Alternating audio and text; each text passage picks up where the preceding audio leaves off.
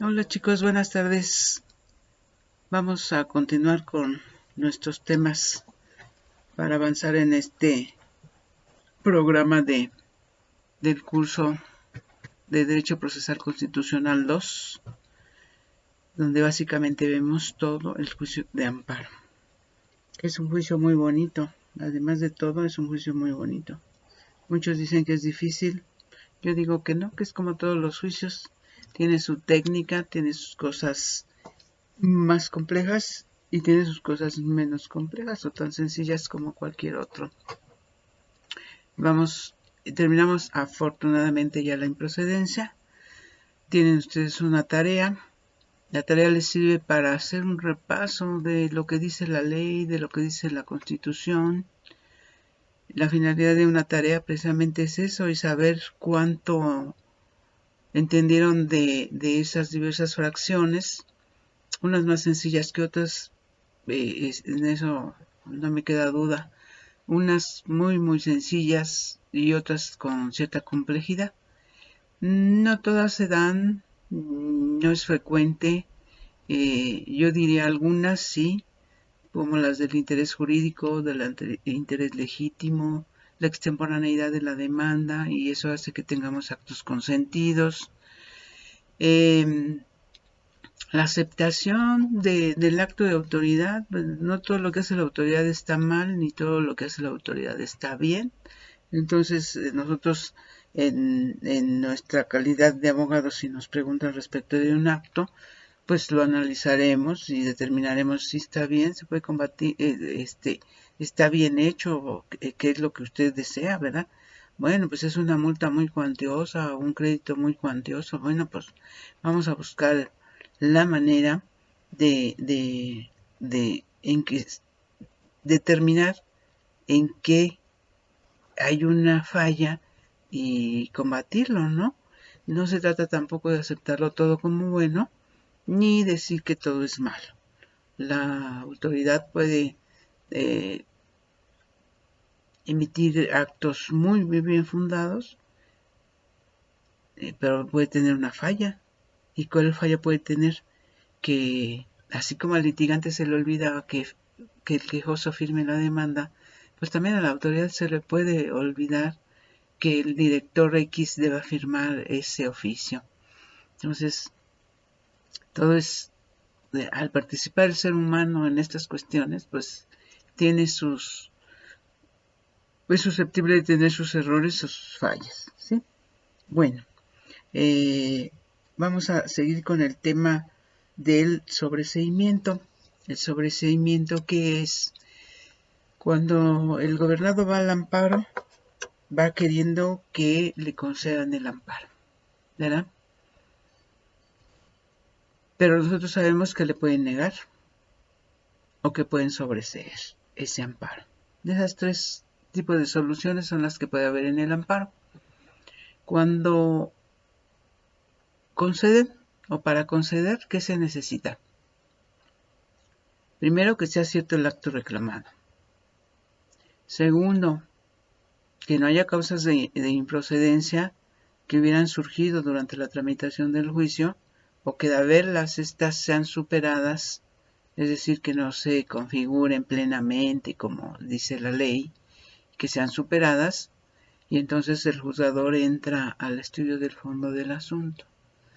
Tiene la certeza de que existe el acto reclamado, empieza a analizar los conceptos de violación, dice, son buenos conceptos de violación, tiene razón el gobernado, si requiere pruebas y se ofrecieron las pruebas pertinentes, entonces las valora y llega a la conclusión de conceder el amparo.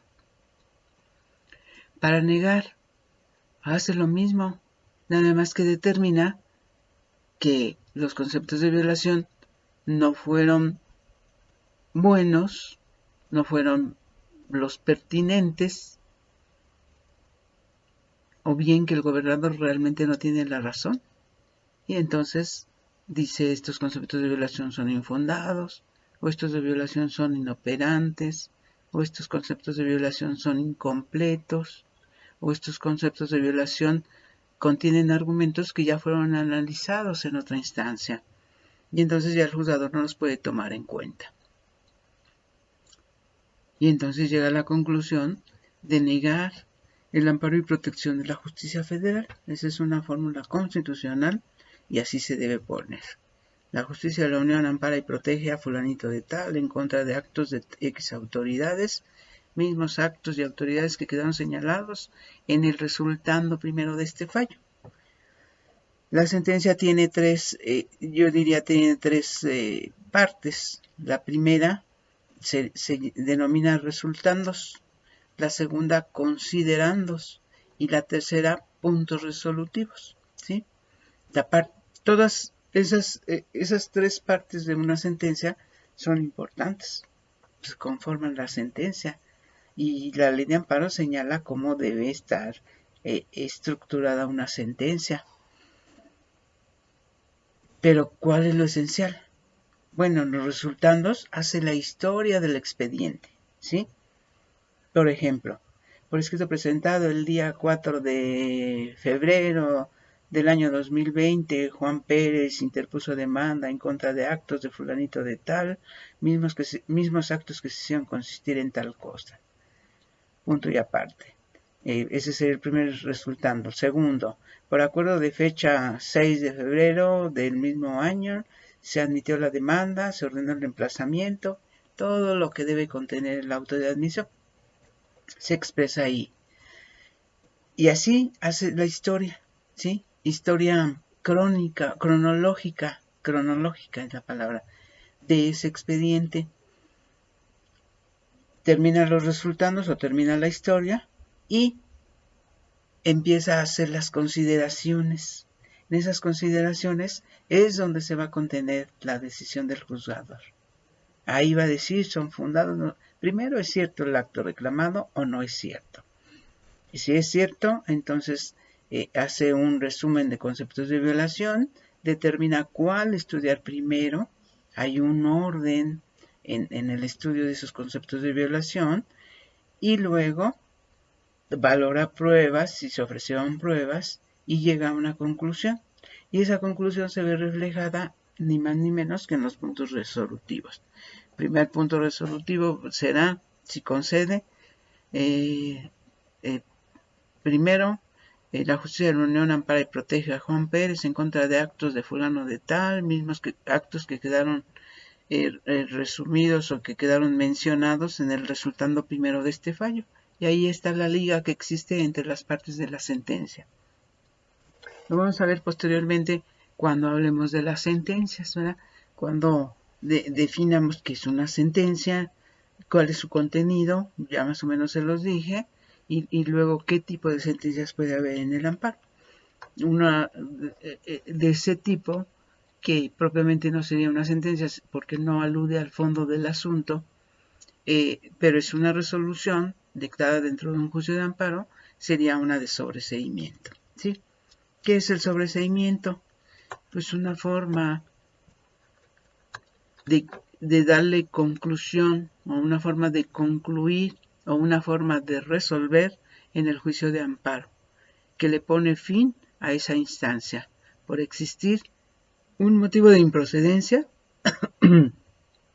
o por existir un motivo de sobreseimiento. ¿Sí? Y ahorita vamos a ver, ya vimos los motivos de improcedencia, ahorita vamos a ver los motivos de sobreseimiento.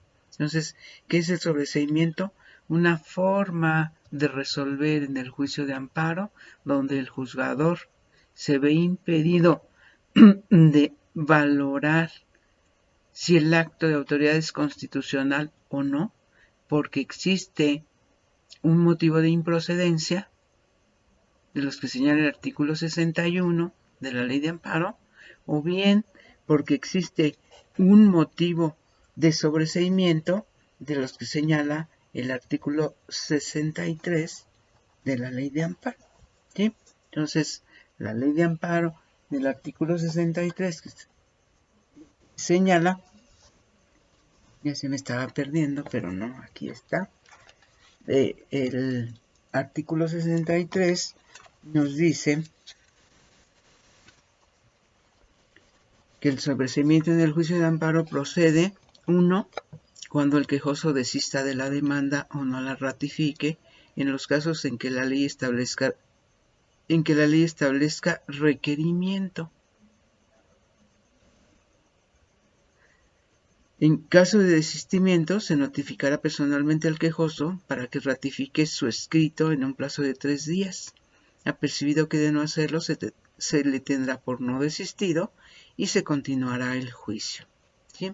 Entonces, así como el gobernado tiene el derecho de acción, es decir, de poner en movimiento al órgano jurisdiccional para que a través de una decisión jurisdiccional resuelva una controversia entre partes, así como va y acciona y dice, órganos judiciales resuelvan este amparo que a mí me interesa. La autoridad está haciendo tales cosas que a mí me parece que son fuera de la Constitución, o sea, inconstitucionales. Bueno, así como tiene ese derecho, también tiene el derecho de ir a decir, ¿sabes qué? Órgano jurisdiccional, ya no quiero continuar con ese juicio. Quiero desistir de ese juicio. Porque perdí el interés. Porque me está causando mucho problema. Porque emocionalmente es desgastante. Porque cuesta mucho dinero el pago del abogado. En fin, incluso nos puede decir porque llegué a un acuerdo con la autoridad responsable y la autoridad responsable me dice que hagamos un convenio, que yo le pague de cierta manera, pero que desista de ese juicio. Me condiciona. Y entonces a mí me conviene llegar a un convenio con esa autoridad y entonces desisto de este juicio de amparo. Debe saber ese gobernado que ese desistimiento ya le va a impedir, ya no le va a permitir interponer una nueva demanda de amparo en contra de ese acto. De ese ya no. ¿Sí? Entonces, desistimiento, pérdida de interés. Así como accioné, voy y desacciono. Así como prendí la luz, aplané el botoncito para prender la luz, voy y aplano el botoncito para apagar la luz. ¿Sí? Bueno, ese escrito de desistimiento tiene que ser ratificado. ¿Qué es ratificar? Es comparecer ante la autoridad jurisdiccional, el actuario que tiene fe pública, voy y comparezco, yo personalmente me identifico, levantan una pequeña acta donde dicen que tal día a tales horas comparecí para ratificar en cumplimiento del acuerdo de fecha tal, donde me requieren que ratifique un escrito y que en ese momento ratifico ese escrito. Firmo esa pequeña razoncita o constancia y con eso es suficiente, ¿sí? Hago mío con esa ratificación, quiere decir que hago mío el contenido de ese escrito, que lo acepto, que estoy bien consciente de que estoy retirándome de esa controversia que yo inicié, ¿sí? Entonces, generalmente, dice la ley, me van a notificar de forma personal, me van a requerir para que ratifique ese escrito de desistimiento. ¿Qué pasa si no lo ratifico? Bueno, la misma ley me da la solución. Dice, si en caso de desistimiento se notificará personalmente al quejoso para que ratifique su escrito en un plazo de 3 días. Apercibido que de no hacerlo, se le tendrá por no desistido y se continuará el juicio. ¿Sí? Entonces, se tendrá por no desistido y se continuará el juicio. ¿Qué demandas o qué actos requieren ratificación? Bueno, tratándose en el amparo indirecto, tratándose de los actos prohibidos por el artículo 22 constitucional, en relación con el artículo 15 de la ley de amparo, dice, cuando se trate de actos que importen peligro de privación de la vida, ataques a la libertad personal, fuera de procedimiento, incomunicación, deportación o expulsión, proscripción o destierro, extradición, desaparición forzada de personas o alguno de los prohibidos por el artículo 22 constitucional, así como la incorporación forzosa al ejército, a la armada o a la fuerza aérea nacionales, y el agraviado se encuentra imposibilitado para promover el amparo, podrá hacerlo cualquiera otra persona en su nombre, aunque sea menor de edad. En estos casos, el órgano jurisdiccional de amparo decretará la suspensión de los actos reclamados y dictará todas las medidas necesarias para lograr la comparecencia del agraviado. Habeas corpus, ¿verdad? Para el actuario lo busca, lo encuentra. Señor, ¿cómo está usted? ¿Cómo lo están tratando? ¿Le han golpeado? ¿Lo han maltratado? ¿Vejaciones? ¿Qué más? ¿Qué ha pasado? El otro, pues como está adentro tras las rejas, va a decir, no, todo está bien, todo está bien.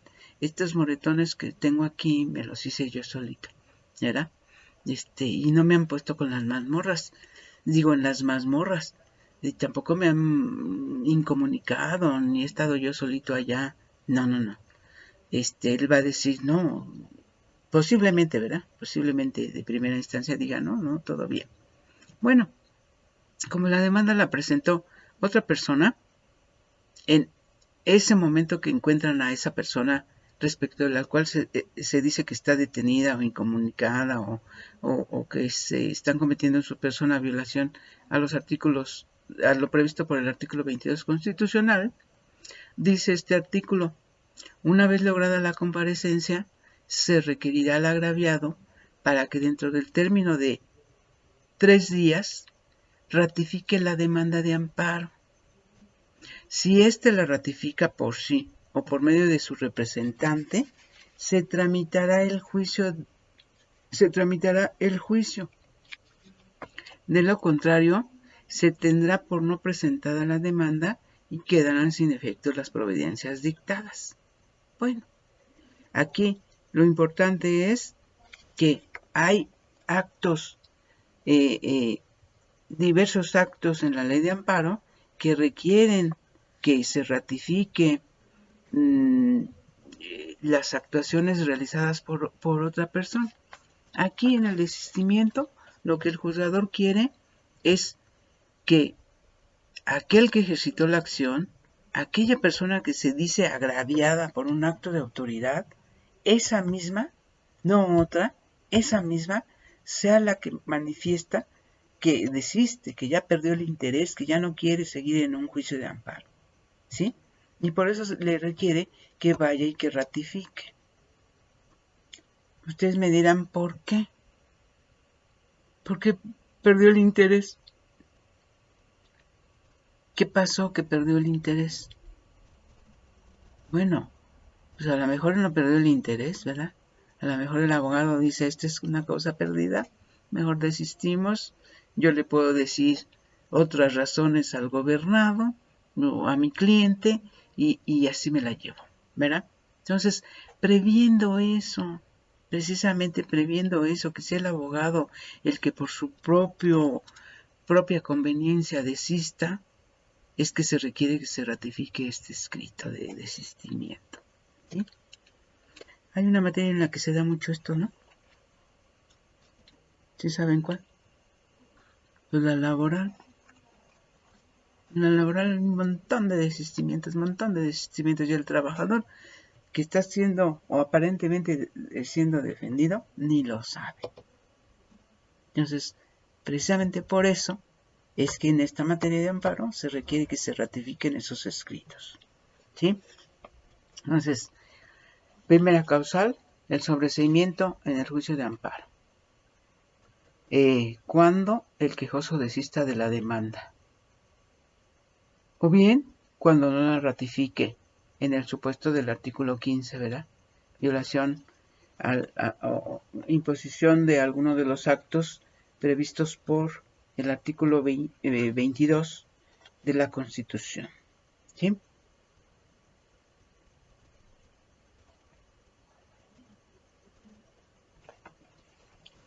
El segundo párrafo de esta fracción se refiere a la materia agraria y dice que para la materia agraria, es decir, cuando los actos tengan o puedan tener como consecuencia privar de la propiedad o de la posesión y disfrute de sus tierras, aguas, pastos y montes a los ejidos o núcleos de población que de hecho o por derecho guarden el estado comunal, no procede el desistimiento del juicio o de los recursos o el consentimiento expreso de los propios actos, salvo que así lo acuerde expresamente la Asamblea General. Pero aquí lo que quiere decir es que no uno o un grupito o un conjunto de personas que conforman ese núcleo de población, sobre todo el comunal, que se reúnan 5 y dicen, ya estamos cansados de esto, ya vamos a salir, nos vamos a desistir. Le dice la ley, no. Tratándose de esta materia agraria, tiene que ser un acuerdo tomado por la Asamblea General. Es decir, que todos los integrantes voten y decidan que se deban desistir o que se quieran desistir de ese juicio de amparo. Aquí, pues les recuerdo yo que la materia agraria es una de las más protegidas, de las más apoyadas, sobre todo en suplencia de la deficiencia de la queja, porque se considera que al ser grupos apartados de la ciudad, están alejados de los medios electrónicos, de los medios actuales de comunicación, que les es más difícil el acceso a un juicio, y entonces por eso tenemos ampliamente la suplencia de la deficiencia de la queja en materia agraria. ¿Sí? Materia agraria es total. En materia penal, ustedes pueden decir si es mucha. Yo digo que es mucha, porque a quien más se le protege es al delincuente o al presunto delincuente. Aún ante la ausencia de conceptos de violación o aún ante la ausencia de agravios. Pues qué padre, ¿no? Y la víctima, bien, gracias. Para la materia agraria, ahí le suplimos todo. Imagínense ustedes una demanda donde vienen 40 integrantes de un núcleo de población y algunos de ellos no saben escribir y entonces vienen con huella digital. Pero en el proemio de la demanda me señalan un nombre y al final cuando están firmando o poniendo su huella digital, le cambian de apellido. Entonces el juzgador tiene que hacer la búsqueda para corregir el nombre de esa persona y en su momento si les niega o les concede o les sobresee el amparo, entonces poner exactamente el nombre completo de esa persona, el nombre exacto o el nombre el que debe ser de esa persona, ¿sí? Sin error, sin temor a equivocarse. Fracción 2. El sobreseimiento en el juicio de amparo procede cuando el quejoso no acredite sin causa razonable, a juicio del órgano jurisdiccional de amparo, haber entregado los edictos para su publicación en términos del artículo 27 de esta ley, una vez que se compruebe que se hizo el requerimiento al órgano que los decretó. Aquí es una carga que a veces puede ser muy pesada para el quejoso. Recuerden ustedes que al único que podemos, al que debemos emplazar a como dé lugar, que un juicio no puede sobrevivir ni estará bien hecho si falta el emplazamiento del tercero interesado. Entonces, en el supuesto de que se desconozca el domicilio del tercero interesado, la autoridad jurisdiccional hará la búsqueda el domicilio, le preguntará a la autoridad participante como responsable: oye, ¿cuál es el último domicilio que te proporcionó esta persona? ¿Cuál es el último dato que tienes? Hará una búsqueda de ese domicilio. Si no lo encuentra, si echa esa búsqueda, no es posible tener el domicilio de ese tercero interesado, entonces ordenará que se elaboren edictos, ¿sí? Edictos que deberán ser publicados conforme al conforme al Código Federal de Procedimientos Civiles, que deberán ser publicados en el periódico oficial del Estado y en un periódico de mayor circulación en este estado de Aguascalientes, ¿sí? Y le dice en el artículo 27, aquí me tengo que referir al artículo 27 de la Ley de Amparo, que habla de las notificaciones. Cuando no consten autos domicilio para oír notificaciones o el señalado resulte inexacto, inciso A, las notificaciones personales al quejoso se efectuarán por lista. Ese no me preocupa. Inciso B, ese sí me preocupa y me ocupa. Dice: tratándose de la primera notificación al tercero interesado, el órgano jurisdiccional dictará las medidas que estime pertinentes con el propósito de que se investigue su domicilio y podrá requerir a la autoridad responsable para que proporcione el que ante ella se hubiera señalado, siempre que el acto reclamado emane de un procedimiento judicial. La notificación se hará en el último domicilio señalado para oír notificaciones en el juicio de origen. Bueno, está bien. Y luego agrega: si a pesar de lo anterior no pudiera efectuarse la notificación, se hará por edictos a costa del quejoso, en términos del Código Federal de Procedimientos Civiles. En caso de que el quejoso no acredite haber entregado para su publicación los edictos dentro del plazo de 20 días siguientes al en que se pongan a su disposición, se sobreseerá el amparo. ¿Sí? Aquí es un castigo para el quejoso, con una sanción, un castigo y una sanción. Y dice: tú interpusiste tu demanda. Está bien. Hay un acto de autoridad, hay autoridades responsables, está bien. Tu demanda está bien. Nada más que fíjate que señalas un tercero interesado y no encuentro el domicilio de ese tercero interesado. Entonces, te requiero. Ya hice la búsqueda, ya busqué por todos lados y no encuentro el domicilio de ese tercero interesado. Te informo que el emplazamiento se va a hacer por edictos y esos edictos los vas a pagar tú. ¿Sí? Castigo. Y le dice: y si no, si yo elaboro los edictos y no los recoges para llevarlos a la empresa donde los puedan publicar, al periódico, a la oficialía de partes del periódico, cualquiera que sea, y si no los recoges y luego no acreditas que los hubieras llevado y entregado para su publicación, entonces viene la sanción. Voy a sobreseer el juicio de amparo.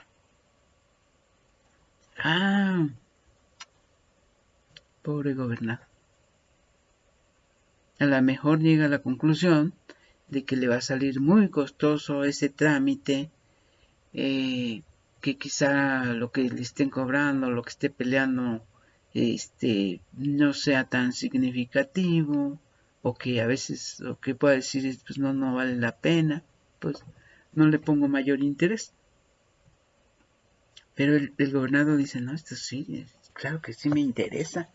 ¿Cómo me van a sancionar castigándome con el sobreseimiento de mi juicio? Ya lo hice bien. ¿Por qué me van a sancionar? Bueno, la ley de amparo también prevé una excepción, diría yo, cuando el quejoso exprese o manifieste que su economía no le permite hacer ese pago de las publicaciones en un periódico de mayor circulación y en el periódico oficial del Estado, y que para él merma mucho su economía, entonces se lo dirá al juzgador, al juez de amparo. El juzgador hará una valoración de esa actitud y puede llegar a la conclusión de pedirle al Consejo de la Judicatura Federal que asuma ese costo. ¿Sí? Ya está previsto en la ley de amparo. Entonces, el quejoso, esto se hizo porque el artículo 17 constitucional señala que la justicia tiene que ser gratuita, que no debe ser costosa, que debe ser de fácil acceso, que debe ser pronta, que debe ser completa, que debe ser imparcial. Y entre esa gratuidad está que no puede tener un costo excesivo un acto procesal dentro del juicio de amparo, un acto procesal que le interesa al quejoso, obviamente que le interesa al quejoso, no le puede costar tanto que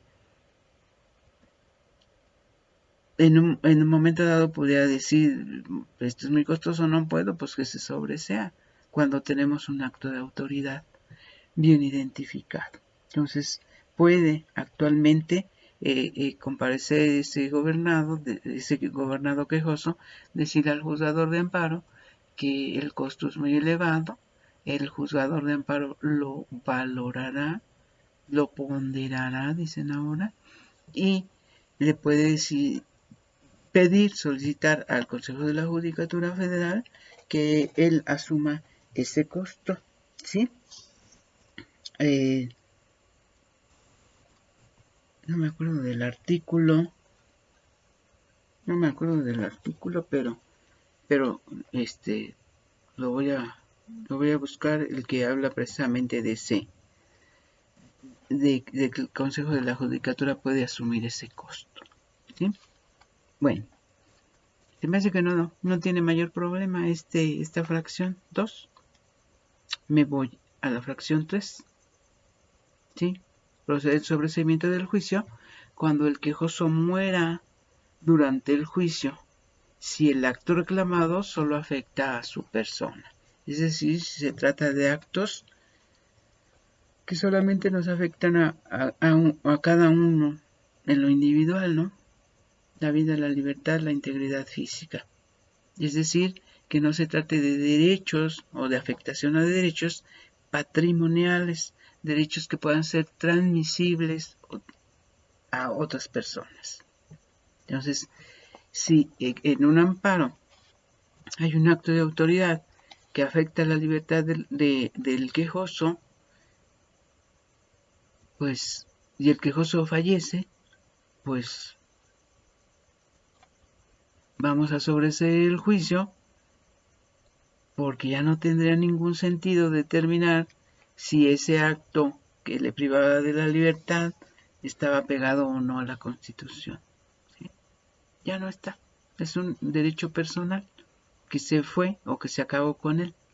Cuando él se va a otra dimensión, pues allá para nada sirve el amparo. ¿Sí?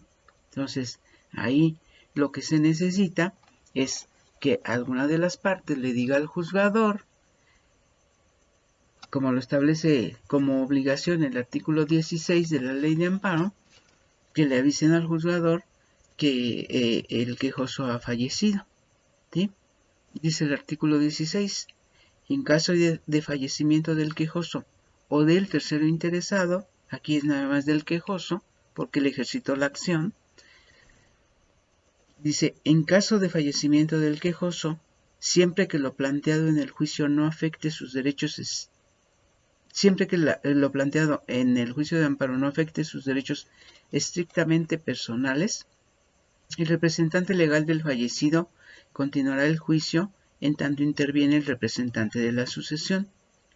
Si el fallecido no tiene representación legal en el juicio, este se suspenderá inmediatamente que se tenga conocimiento de la defunción. Si la sucesión no interviene dentro del plazo de 60 días siguientes al en que se decrete la suspensión, el juez ordenará lo conducente según el caso de que se trate. Y luego dice, cualquiera de las partes que tenga noticia del fallecimiento del quejoso o del tercero interesado, deberá hacerlo del conocimiento del órgano jurisdiccional de amparo, acreditando tal circunstancia o proporcionando los datos necesarios para ese efecto. Acreditando tal circunstancia, pues tal circunstancia únicamente se puede acreditar con el acta de defunción de la persona fallecida. En el caso, tiene que coincidir el nombre del quejoso con el nombre que se encuentre en el acta de defunción, ¿sí? ¿Qué pasa si se trata de derechos que no son meramente personales? Bueno, que el procedimiento de amparo se va a suspender, se les va a informar al representante de esa persona, a su abogado, para que nombren una albacea, y esa albacea sea la que acuda al juicio de amparo, porque se va a tratar entonces de derechos que no son personalísimos, sino de derechos que son parte del patrimonio de ese gobernado y que son transferibles, heredables, transmitibles a otras personas. ¿A quiénes?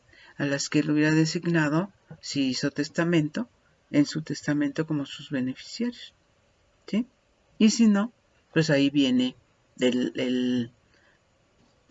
la posible presentación de toda aquella persona que sienta que tiene derecho respecto de esa heredad, ¿sí?